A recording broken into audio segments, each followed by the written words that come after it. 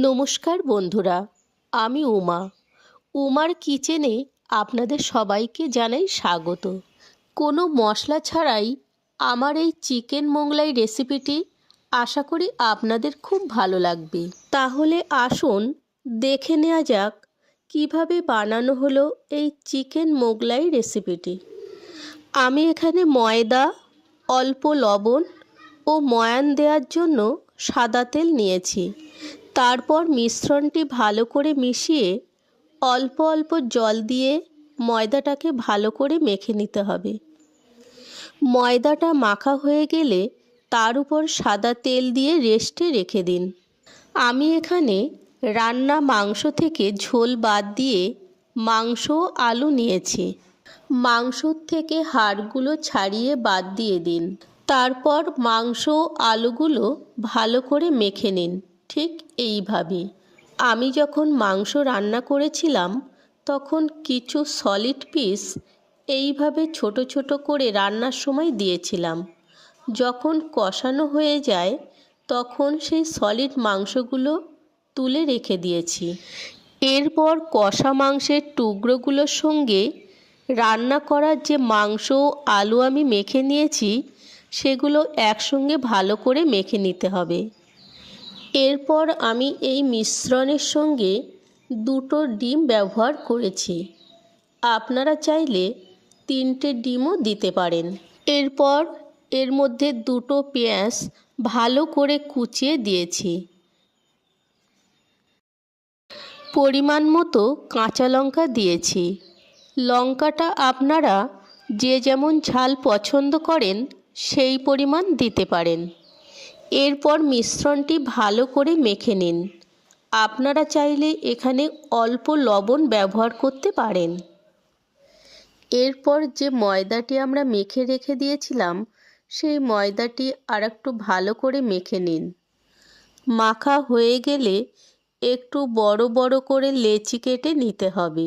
লেচি কাটা হয়ে গেলে তারপর সেই গুছিগুলো ভালো করে এইভাবে গোল করে নিন।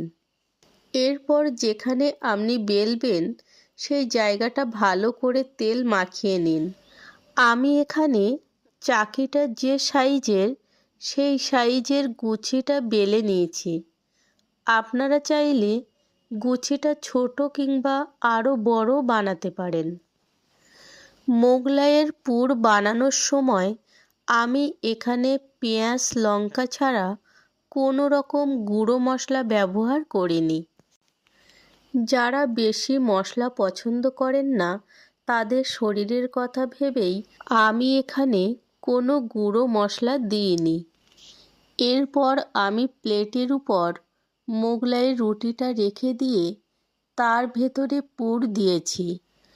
পুরের পরিমাণটা আপনারা যে যেমন পছন্দ করেন দিতে পারেন, এর থেকে কমও দেয়া যায়।